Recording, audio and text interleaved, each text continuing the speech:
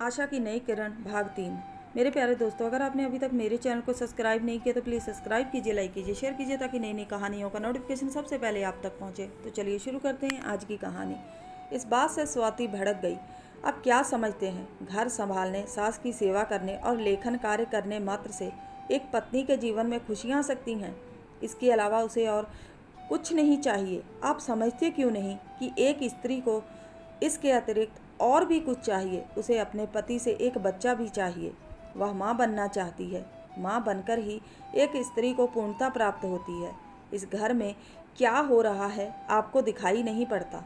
सासू माँ मेरे बारे में क्या क्या बोलती रहती हैं, वह भी आपके कानों में नहीं पड़ता, क्योंकि आपने अपने आँखें और कान बंद कर रखे हैं। मेरी समझ में नहीं आता कि मेरे जीवन में आग लगाकर आप इतने निरपेक्ष कैसे रह सकते हैं।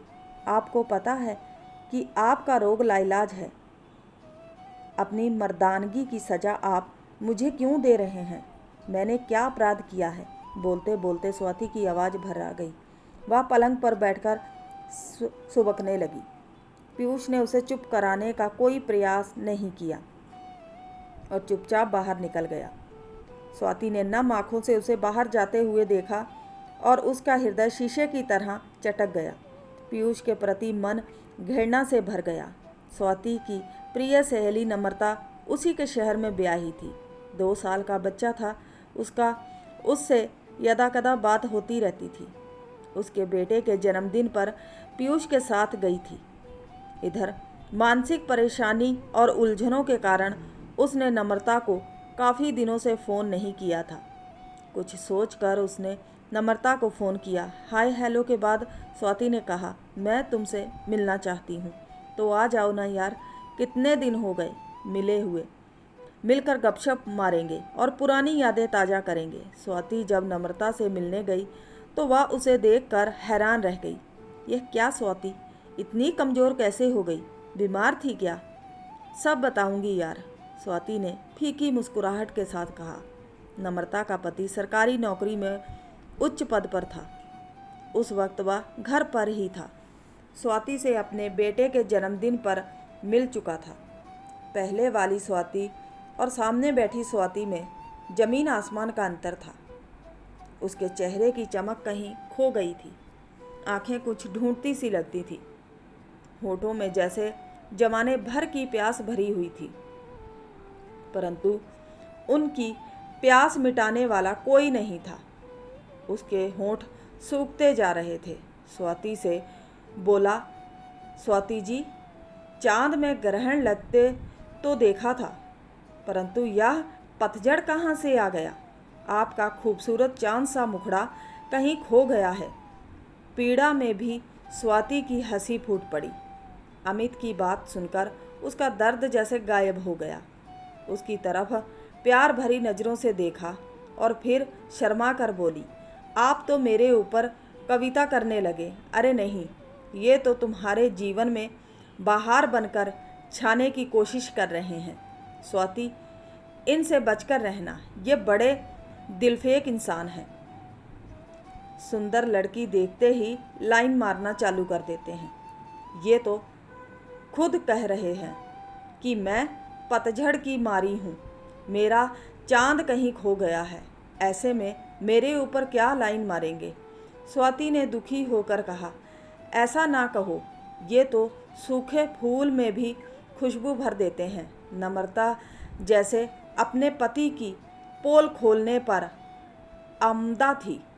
स्वाति शर्म और संकोच में डूबती जा रही थी। अमित ने पत्नी से कहा, तुम इस बेचारी को क्यों परेशान कर रही हो? पहले इसके हालचाल तो पूछ कि इसे हुआ क्या है।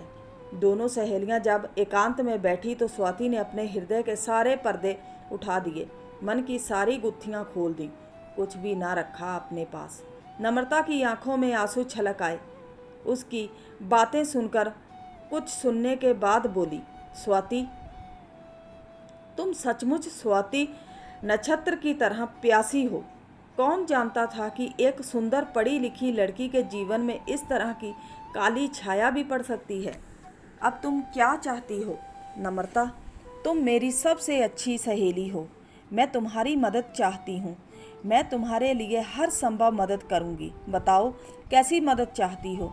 मैं जानती हूँ जो मैं तुमसे मांगने जा रही हूँ वह सहज ही किसी पत्नी को मंजूर नहीं होगा, परंतु मैं इसके लिए किसी कोठे पर नहीं बैठ सकती, किसी परपुरुष से संबंध नहीं बना सकती। तुम क्या चाहती हो? नम्रता ने धड़कते दिल से पूछा। उसे कुछ कुछ समझ में आने लगा था। मैं अपनी कोख भरना चाहती हूँ, मातृत्व प्राप्त करना चाहती हूँ। यह कैसे संभव हो सकता है? तुम्हारा पति सब कुछ हो सकता है, मुझे तुम्हारा साथ चाहिए। स्वाति ने उसकी बात काट कर कहा। उसके स्वर में उतावलापन था, जैसे अगर जल्दी से अपनी बात नहीं कहेगी तो कभी कह नहीं पाएगी। क्या तुम्हारा कोई बॉयफ्रेंड है? जिसके साथ नम्रता ने जानना चाहा। अरे नहीं, बॉयफ्रेंड पालना मेरे बस का नहीं। किसी परपुरुष से शारीरिक संबंध बनाना हर हाल में खतरनाक होता है। वह जीवन भर के लिए गले की हड्डी बन जाता है। संबंध तोड़ने पर ब्लैकमेल करने लगता है। मैं इतना बड़ा जोखिम उठाकर अपने परिवार को नष्ट नहीं करना चाहती हूँ। तो फिर मैं किस प्रकार तुम्हारी मदद कर सकती हूँ? नम्रता ने बेबसी से पूछा। बस कुछ दिन के लिए तुम्हें अपने हृदय पर पत्थर रखना होगा। कुछ दिनों के लिए तुम अपने पति को मुझे उधार दे दो। मैं उनके साथ शारीरिक संबंध बनाना चाहती हूँ। जब मेरी कोख भर जाएगी तो मैं उनसे अपना संबंध तोड़ लूँगी। स्वाति ने साफ साफ कहा। यह सुनकर नम्रता को चक्कर सा आ गया। वह विस्फारित नेत्रों से स्वाति को देखती रही। मुंह से एक बोल भी नहीं फूटा।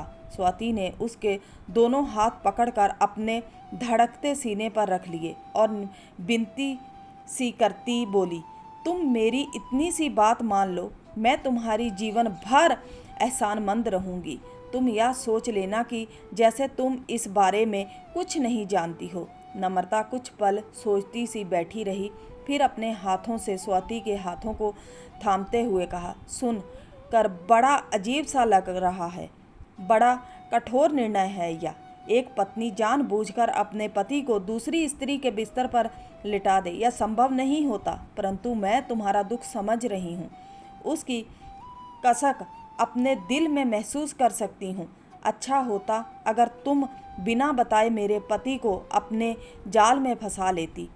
पीठ पीछे पति क्या करता है यह जब तक पत्नी को पता नहीं चलता उसे दुख नहीं होता है। मैं तुम्हारे साथ विश्वासघात नहीं करना चाहती थी। मैं पूरी सुरक्षा के साथ यह सब करना चाहती हूँ। अगर सब कुछ तुम्हारी जानकारी में होगा तो बाद में अमित जी से पीछा छुड़ाना मेरे लिए आसान होगा, वरना कहीं वे भी जीवन भर के लिए पीछे पड़ गए तो। स्वाति ने स्पष्ट किया। नम्रता कुछ पल तक सोचती रही।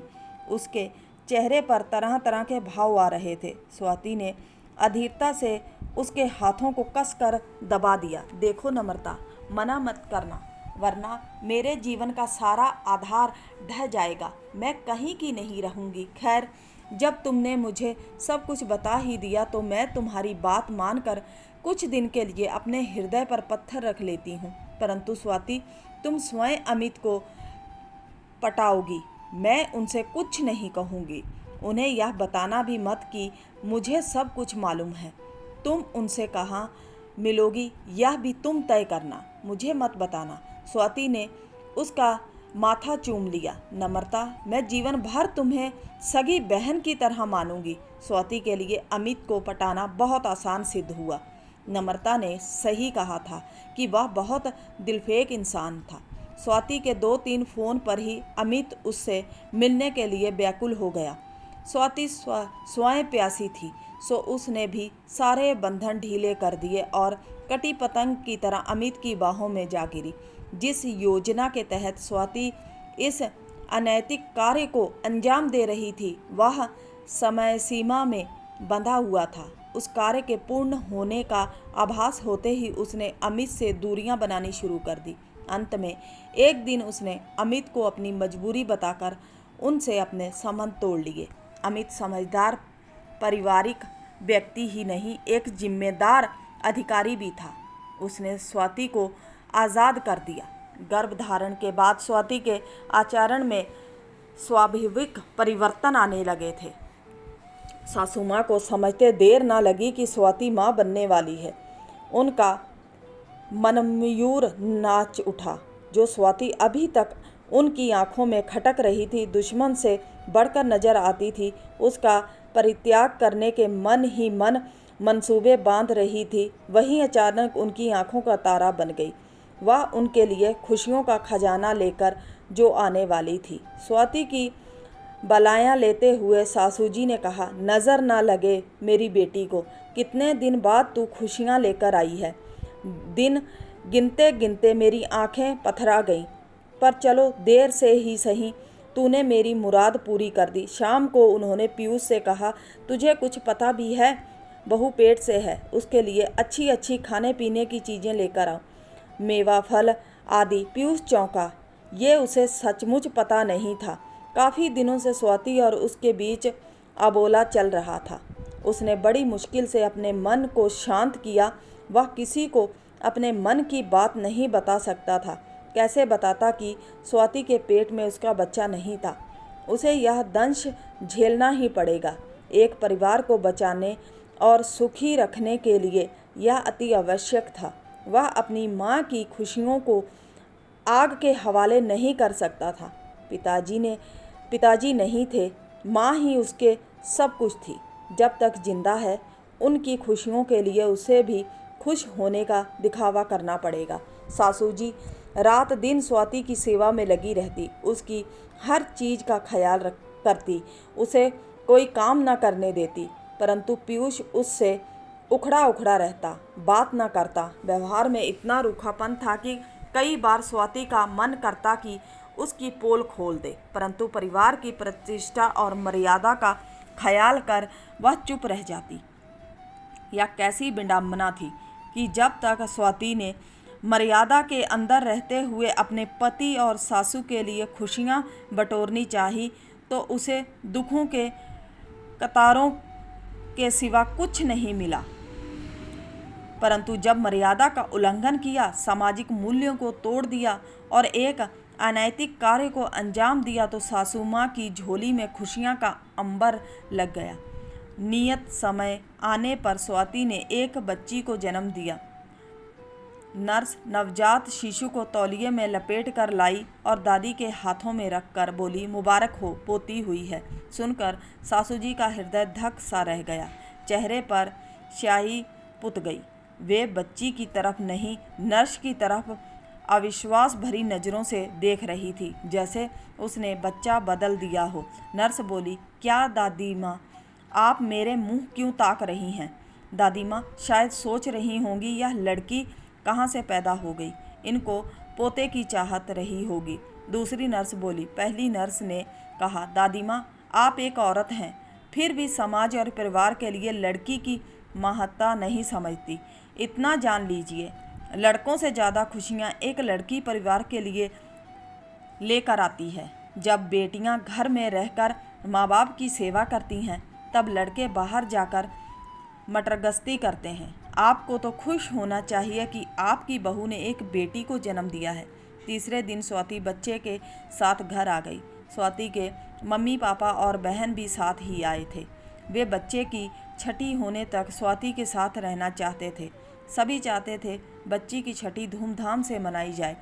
इन 3 दिनों में पीयूष की मम्मी का मन भी बच्ची की तरफ से साफ हो गया था। नर्सों की बातें उनके हृदय को छू गई थीं। उन्होंने खुशी मन से छठी मनाने की स्वीकृति दे दी, परंतु पीयूष ने साफ मना कर दिया कि वह कोई जश्न नहीं मनाएगा। सभी के मुंह लटक गए। कारण पूछा तो बिना कुछ बोले बाहर चला गया। उसके बाहर जाने के बाद पीयूष की माँ ने कहा, उसके मनाने ना मनाने से क्या होता है? मेरे घर में पोती हुई है तो जश्न मैं मनाऊंगी। समधी जी आप सारी तैयारियां करवाएं। रात को पीयूष काफ़ी देर से घर लौट कर आया। सभी लोग उसका इंतज़ार कर रहे थे। खाना वह बाहर से खा कर आया था। उसने किसी से बात नहीं की। सब ने खाने के लिए पूछा तो मना कर दिया और चुपचाप ड्राइंग रूम में जाकर बैठ गया। सभी लोगों को उसके इस प्रकार के व्यवहार पर आश्चर्य हो रहा था। परंतु ऐसा वह क्यों कर रहा था किसी को पता नहीं था। वह किसी को कुछ बता भी नहीं रहा था। उसके मन की बात तो केवल स्वाति ही जानती थी। सभी लोग अपने आप कमरे में चले गए तो स्वाति बच्ची को सुलाकर ड्राइंग रूम में आई। पीयूष एक सोफे में आंखें बंद करके लेटा था। वह सोया नहीं था। विचारों के झोंके उसे सोने नहीं दे रहे थे। स्वाति उसके पेताने बैठ गई और बोली, मैं जानती हूँ आप दुखी हैं और मुझसे नाराज भी हैं, परंतु आप बताइए, इसके अलावा मेरे पास चारा क्या था। आज उसने अपनी चुप्पी तोड़ दी थी। काफ़ी दिनों बाद वह पीयूष से बोली थी।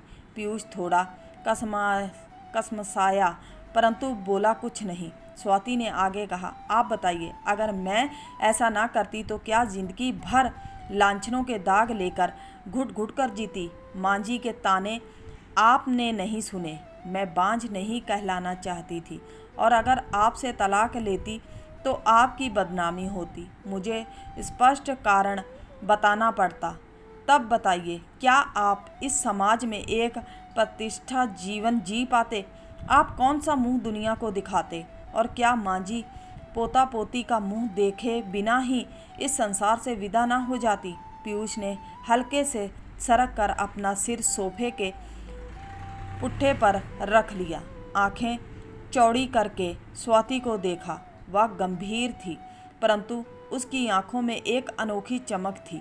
वह कहती गई, आप देख रहे हैं, मेरे एक अमर्यादित कदम से कितने लोगों के हृदय में खुशियां का सागर लहरा रहा है। सभी के चेहरों पर रौनक आ गई है। माँ जी की खुशियों का आप अंदाज़ा भी नहीं लगा सकते हैं। पीयूष ने अचानक तड़प कर कहा, परंतु एक बच्चे के लिए तुमने अपनी इज्जत क्यों दांव पर लगाई? क्या हम निसंतान रहकर जीवन नहीं गुजार सकते थे? परंतु तब मैं जीवन भर अपने माथे पर बांझ होने का कलंक लेकर जीती, उसे मिटा नहीं सकती थी। सासू जी जब तक जीती उनके ताने झेलती, दुनिया भर की शक्की निगाहों के बार झेलती। आपको नहीं पता, वे तो मुझे तलाक दिलवाकर आपकी दूसरी शादी कराने की बात भी सोच रही थी। क्या आप उनकी खुशी के लिए दूसरी लड़की की ज़िंदगी बर्बाद करते? आप शांत मन से सोचिए, यह बात केवल हम दोनों को मालूम है। इस बच्ची को आप एक बार अपना मान कर देखिए, फिर उसके पालने पोसने में जो खुशी आपको प्राप्त होगी वह किसी और चीज़ में नहीं प्राप्त हो सकती। परंतु यह बच्ची मेरी नहीं है, इसमें मेरा खून कहाँ है? उसने तर्क दिया। इसे दांतक पुत्री समझकर ही अपनी मान लीजिए। इस बच्ची के शरीर में कम से कम मेरा खून तो है, परंतु मैं अपने मन को कैसे समझाऊं? पीयूष ने हताश स्वर में कहा। स्वाति ने आगे सरक कर उसके सीने पर हाथ रखते हुए कहा, आपको दुखी होने की आवश्यकता नहीं है। ऐसा करने में ही हम दोनों की भलाई थी। अब समाज में हम इज्जत के साथ जी तो सकते हैं। पीयूष ने तर्क दिया, परंतु मुझे मानसिक कष्ट हुआ है। सच है, परंतु आपका मानसिक कष्ट मेरे कष्ट से बढ़कर नहीं है। अपनी कमजोरी के बारे में जानते हुए भी आपने मेरे साथ शादी की और मुझे ताने उल्हानों और लांछनों की आग में जलने के लिए छोड़ दिया। खैर, जो भी हुआ उसे भूल जाने में ही भलाई है। आप अपनी अपेक्षा सोच से अपने गमों को खुशियों में बदल सकते हैं। पीयूष की सोच कुछ कुछ बदलने लगी थी। स्वाति की नरम उंगलियां अब पीयूष के गालों को हौले हौले सहला रही थी। काफ़ी रात हो चुकी थी। वह आंखें बंद करके बोली, मैं आपको विश्वास दिलाती हूँ कि अब मेरे कदम कभी नहीं डगमगाएंगे। आपकी अपेक्षा और मांझी के तानों से ऊब कर ही मैंने बहुत कड़े मन से यह कदम उठाया था। अगर मैं ऐसा ना करती तो आपकी कमजोरी सभी को पता चल जाती, या मैं जीवन भर बांझ औरत की लांछना लेकर जीने को मजबूर रहती। आपकी इज्जत बची रहे और मेरे ऊपर लगे सारे लांछन मिट जाएं। इसलिए मुझे परपुरुष की बाहों का सहारा लेना पड़ा। कहते कहते स्वाति का स्वर भावुक हो गया। पीयूष ने अपने गालों पर उसकी उंगलियों को थाम लिया और अगले ही क्षण स्वाति को खींचकर सीने से लगा लिया। आज की उजली भोर उसके लिए आशा की नई किरण लेकर आई थी। तो उम्मीद करते हैं आज की कहानी अच्छी लगी होगी। अच्छी लगी है तो सपोर्ट कीजिए। मिलते हैं किसी नई कहानी के साथ, तब तक के लिए बाय।